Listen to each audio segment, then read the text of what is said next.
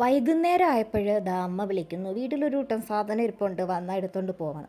എന്തെങ്കിലും തീറ്റ സാധനമാണെങ്കിലല്ലോ ഇങ്ങനെ പോകേണ്ട ആവശ്യമുള്ളൂ.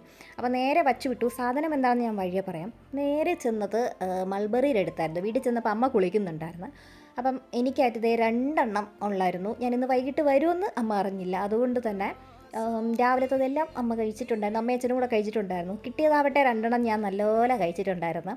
അകത്ത് കയറിയപ്പോഴത്തേക്ക് മാങ്ങ ഉപ്പിലിട്ട് തന്നെ ഇങ്ങനെ ഇത് മാടി വിളിക്കുന്നുണ്ടായിരുന്നു. അപ്പോൾ അതിൽ നിന്നും കഴിച്ചു ഒരു പീസ്. എവിടെയൊക്കെ പുളിക്കുന്നതെന്ന് അറിയാൻ വയ്യായിരുന്നു. കുറച്ച് കഴിഞ്ഞപ്പോഴത്തേക്കും അമ്മ കുളിച്ചൊക്കെ വന്നിട്ട് നല്ല പഴുത്ത മാങ്ങ ചെത്തി തന്നിട്ടുണ്ടായിരുന്നു. അപ്പോൾ പച്ചമാങ്ങയായി പഴുത്ത മാങ്ങയായി ഇളവാതിരുന്ന കൊള്ളാല്ലേ.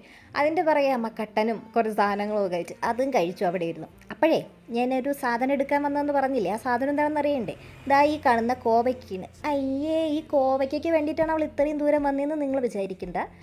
കുറച്ചധികം അപ്പച്ചിയുടെ വീട്ടിൽ നിന്ന് കിട്ടിയിട്ടുണ്ടായിരുന്നു. അപ്പോൾ അതെടുക്കാൻ വന്നതാണ്. നമുക്കിത് ഒരാഴ്ചയോളം അവിടെ പോകും കേട്ടോ. എനിക്ക് ഈ പച്ചക്കറികളിൽ ഏറ്റവും ഫേവറേറ്റ് ആയിട്ടുള്ളത് കോവയ്ക്കാണ് കേട്ടോ. കോവയ്ക്ക ഉപ്പേരി, അതും അമ്മ വയ്ക്കുന്ന ഒരു സിമ്പിൾ രീതിയുണ്ട്. നല്ല പച്ച വെളിച്ചെണ്ണയൊക്കെ ഒഴിച്ചിട്ട് ആ ഒരു രീതിയിലാണ് എനിക്കിഷ്ടം. അപ്പോഴത്തേക്കും ഒരാഴ്ചയോളം നമുക്കിത് വരുമല്ലോ. അങ്ങനെ അതിൻ്റെ പുറകെ കുറച്ച് കറിവേപ്പില എടുത്തിട്ടുണ്ടായിരുന്നു, കുറച്ച് മുക്കുറ്റി. അതവിടെ ഷുഗർ പേഷ്യൻസിന് വേണ്ടിയിട്ടാണ്. അപ്പോഴേ ഞാൻ വന്ന് നോക്കിയപ്പോഴത്തേക്കും അച്ഛൻ്റെ വാൽക്കണ്ണാടി വിഷു പ്രമാണിച്ച് കൊണ്ടുവന്നതായിരുന്നു കേട്ടോ. പോവാൻ നേരപ്പോഴത്തേക്ക് ഇതാ ഒരു 10-12 മൈലുകളുണ്ടായിരുന്നു. കുറേയൊക്കെ അങ്ങ് താഴെ നിൽക്കുന്നു. ഇതേപോലെ ഒരു പറ്റുമായിട്ട് വന്നത് ആദ്യമായിട്ടായിരുന്നു കേട്ടോ. അപ്പോൾ അത് കാണാൻ വഴിയെ പോണവരെല്ലാവരും വണ്ടിയൊക്കെ നിർത്തി ഫോട്ടോ വീഡിയോ ഒക്കെ എടുക്കുകയായിരുന്നു. അപ്പോൾ ഇനി നിൽക്കുന്നില്ല, തിരിച്ചു പോവണം. അപ്പോൾ ബൈ.